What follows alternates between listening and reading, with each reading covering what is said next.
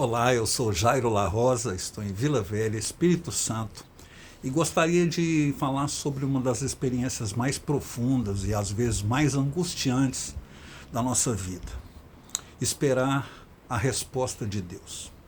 Muitas pessoas não oram para ninguém nem para nada porque não acreditam no mundo sobrenatural, em nada que não possa ser comprovado, em nada que não possa passar pelo nosso intelecto, como o estoicismo, por exemplo, o movimento do classicismo grego, né? Ou talvez o existencialismo, principalmente a partir do século XIX, ou até o gnosticismo antigo, medieval, que considera a matéria uma coisa ruim e aquilo que não é matéria, que não é inteligível, uma coisa boa. O fato é que muitas dessas pessoas são levadas a extremos de angústia. Muitos filósofos, alguns, se suicidaram por não encontrar o sentido da vida nem resposta de lugar nenhum. Há outras pessoas, como eu acho que é a maioria, oram numa situação de necessidade. Por exemplo, dentro de um avião caído não existe ateu. Meu Deus, meu Deus, meu Deus. Ou então, aqueles que têm uma visão utilitarista de Deus, só o procuram para pedir, pedir, pedir. O fato é que quase todos nós, quando temos uma relação, mesmo que muito distante com Deus, fazemos nossas orações e nos colocamos na posição de receber uma resposta. Sim, não, espere. Deus não é Deus do talvez. A Bíblia diz que nós devemos viver sim, sim, não, não. Esse é o dualismo do Evangelho, de toda relação com Deus, que diz: quem comigo não ajunta, espalha.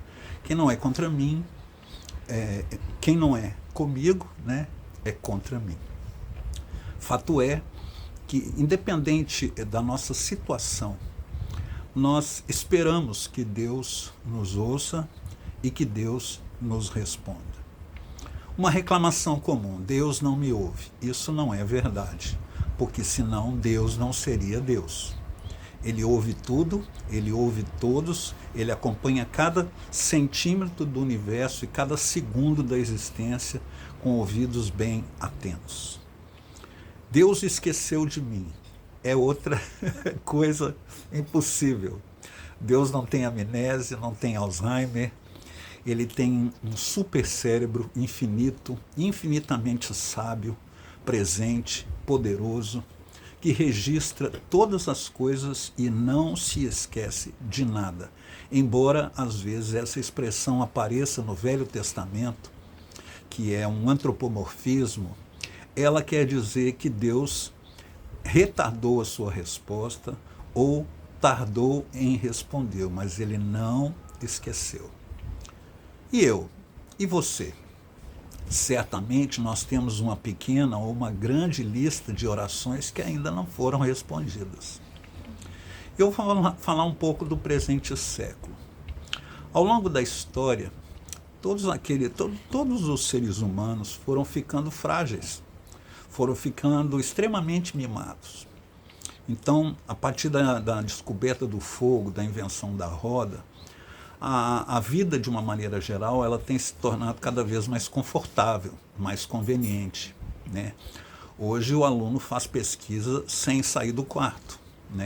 Hoje falamos com pessoas do outro lado do mundo em instantes, sem precisar de uma telefonista e sem pagar caro por isso. E aí vai, na alimentação, na medicina, nas ciências, no esporte, na arte. Em todos os ramos, nós adquirimos ferramentas para tornar a nossa vida melhor. Paralelo a isso, desenvolveu-se então a cultura do imediato. Eu quero aqui e agora. Então você chama uma pessoa, de vez em quando eu vejo aqui no condomínio mães chamando filhos. Fulano, daqui a pouquinho, fulano. Por quê? Exige-se uma resposta imediata. E o fulaninho tem um botãozinho dentro da cabeça que, a partir do segundo chamado, ele não escuta mais. Simplesmente ele não vai responder a mãe ou o pai, quem quer que seja. Pois é. Outra coisa decorrente do nosso imediatismo é a falsa sensação de controle. quando eu recebo uma resposta imediata, quando eu faço alguma coisa que tem um resultado imediato, eu costumo pensar que aquilo foi por causa do meu tipo de pedido, do meu tipo de pessoa, do meu tipo de situação. A pessoa de Deus, Todo-Poderoso, ele não trabalha em cima das nossas necessidades. A agenda de Deus está estabelecida desde a eternidade, segundo os seus decretos, segundo tudo aquilo que ele planejou. Outra coisa que às vezes a música chamada evangélica nos confunde. Deus não tem sonhos. Quem tem sonho é a gente.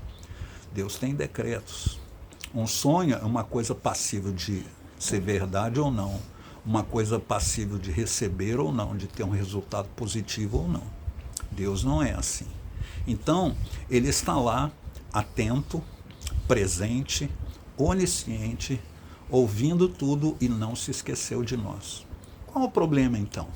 A gente é muito mimado. Nós nos acostumamos a pedir o sim, desejar o sim e esperar o sim. Não sou masoquista, como já disse aqui, nem o apóstolo Paulo é, quando diz que se gloria nas tribulações, nas fraquezas, né? Não é assim que a gente entende a relação nossa com Cristo, a vida cristã de uma maneira geral. Deus diz não. E dói muito, muito, muito. A mãe teve um infarto em 93, nós oramos e ela sobreviveu. Ficamos muito gratos a Deus, especialmente porque ali estava uma expressão da sua vontade, boa, perfeita e agradável. 3 anos depois, ela teve um outro infarto e morreu. A resposta foi: não, vou levar sua mãe. Eu estou chamando sua mãe para a minha glória. E os nãos de Deus, eles vão se acumulando numa espécie de ressentimento contra o Senhor. Deus não me ouviu, Deus não ouviu minha súplica, Deus não me ama, Deus se esqueceu de mim. E de uma forma extremamente humana e carnal, nós desenvolvemos uma relação comercial com Deus. Eu vou fazer isso, eu vou dar aquela oferta, eu vou fazer aquela campanha, eu vou subir um monte. Gente, eu não estou falando mal dessas atitudes. O que eu estou pontuando aqui é que elas não são determinantes. Nada do que a gente fizer vai fazer Deus amar menos ou mais a nós. Ele é o Senhor. Um exemplo de não é no Velho Testamento. Eu vou dar 2 exemplos. Quando Moisés bate na rocha, desobedecendo ao Senhor que tinha mandado falar com a rocha, ele perde o seu direito a entrar na terra prometida. A vida de Moisés é dividida em 3 tempos de 40 anos. Os primeiros 40, ele foi criado como um príncipe, como um faraó egípcio. Só que ele mata um judeu, mata um egípcio, é acusado e foge para passar mais 40 anos criando ovelha. O cara que era um antigo príncipe agora vai ser criador de ovelhas. E no Egito, especialmente, a cultura egípcia, ela diminui, ela menospreza os pastores, porque o grande rio Nilo era o celeiro mundial. Eles cultuavam a agricultura. Se você olhar inscrições egípcias, nas pirâmides, em toda a arquitetura egípcia, você vai ver pessoas plantando. Você não vai ver ninguém criando ovelha. Então, o que acontecia naquele aspecto? Moisés se tornou um pastor. Ele foi humilhado, né? Ele, nos segundos 40 anos da vida dele, ele foi humilhado. E aí, chega o chamado, chega a sarça, e ele então vai viver os últimos 40 anos da vida dele pastoreando não mais ovelhas, mas pastoreando um povo, aguentando um povo desobediente, reclamão, complicado, traidor, né, desonesto com Deus. E aí finalmente ele chega no auge da vida dele: vou entrar na terra prometida. Só que a resposta a Moisés foi um não. Você não vai entrar. Você me desobedeceu. Pode parecer injusto, pode parecer cruel, mas está lá na Bíblia. Moisés recebeu um não. O rei Davi, desde o seu chamamento lá no pasto, passando pelo gigante Golias, passando por Saul, o reinado de Davi, toda a história. Davi era designer de instrumentos musicais, um poeta, um general que nunca perdeu uma batalha. E ele quer então oferecer ao Senhor o melhor, juntar o melhor do que o dinheiro podia comprar para fazer um templo para Deus. E Deus diz para Davi: não, você não vai construir o templo, porque sua mão é suja de sangue. Quem vai construir o templo é seu filho. Imagina um não desse para uma pessoa que é chamada homem segundo o coração de Deus. Jesus, lá no Novo Testamento, vai ser chamado de filho de Davi, ou seja, descendente de Davi. E para uma pessoa desse calibre, Deus diz também não. 2 exemplos do Novo Testamento. O apóstolo Paulo escreveu praticamente metade de todo o Novo Testamento. Ele destrinchou o Evangelho a partir do livro de Romanos, que foi transcrito, né? Ele não foi o escritor, mas contratou um amanuense. A partir de Romanos até a última carta dele. Ele funda igrejas, ele treina líderes, ele exalta o nome de Deus, ele prega o Evangelho de Cristo, chegando até o sul da Espanha. Um homem de uma biografia quase que impecável. Surgindo lá como rabino, né, judeu lá, aprovava a morte de cristãos, mas ele se converte, se torna um instrumento, uma ferramenta impressionante nas mãos de Deus, e as páginas da história sempre vão registrar quem foi Paulo, quem foi o apóstolo Paulo. Só que ele tinha um problema muito sério na sua saúde, que ninguém sabe exatamente o que é. É chamado espinho na carne, enviado por Deus para esbofetear Paulo. Alguma coisa que causava muito sofrimento e causava inclusive escândalo nas pessoas que olhavam para o apóstolo Paulo. Uns dizem que era um problema nas vistas, outro um problema de lepra, a gente não sabe. O que a gente sabe é que aquilo angustiava Paulo. E ele pede por 3 vezes: Deus, me cura, tira isso de mim, tira esse espinho na carne. 3 vezes. Olha só, novamente, o pedigree, o calibre de quem estava pedindo. E por 3 vezes ele recebe um não de Deus. Paulo morre doente. Ele não morreu da doença, mas ele nunca foi curado.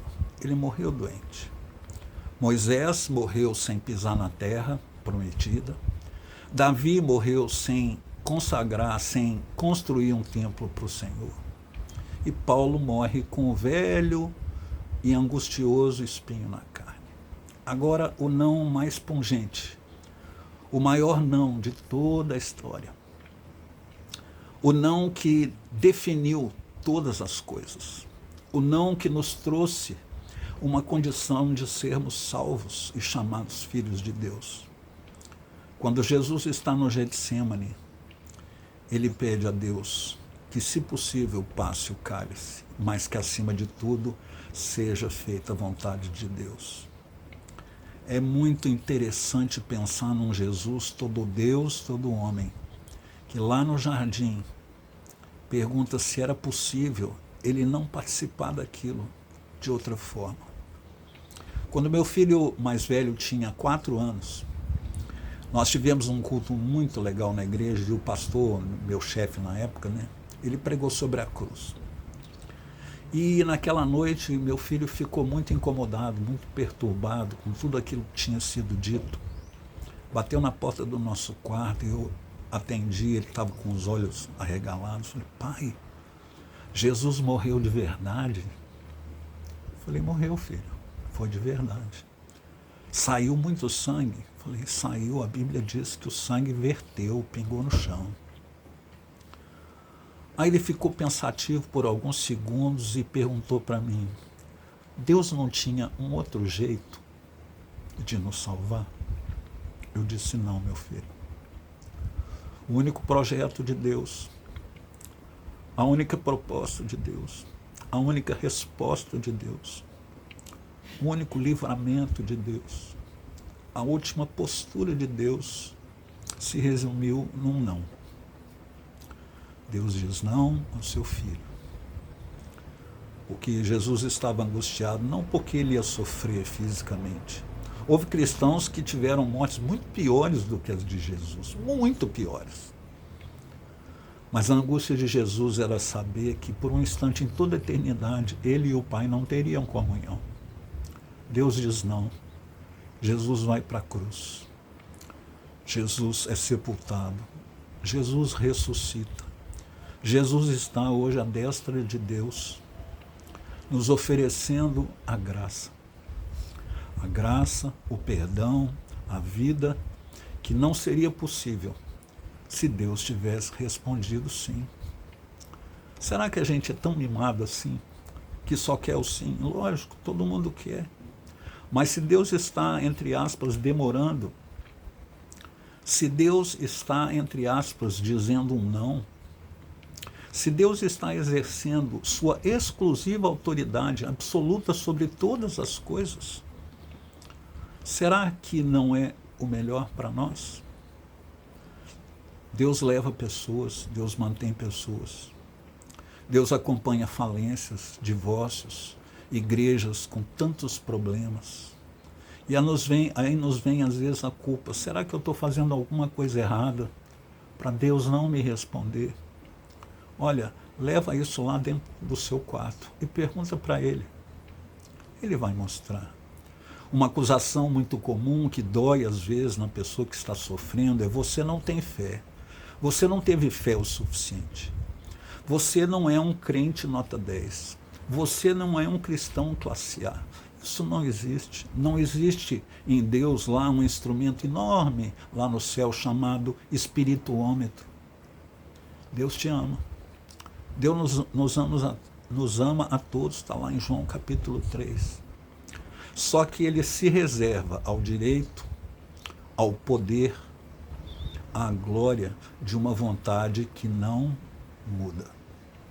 Deus não mente, Deus não se arrepende.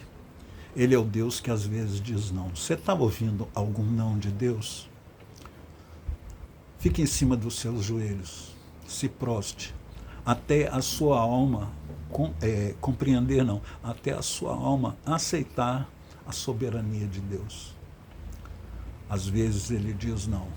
E cada não de Deus é uma lição para a nossa fé, para a nossa caminhada, para a nossa esperança. Nós cremos num Deus que diz não e que diz sim, mas um Deus que eternamente nos ama incondicionalmente. Um abraço com muito amor.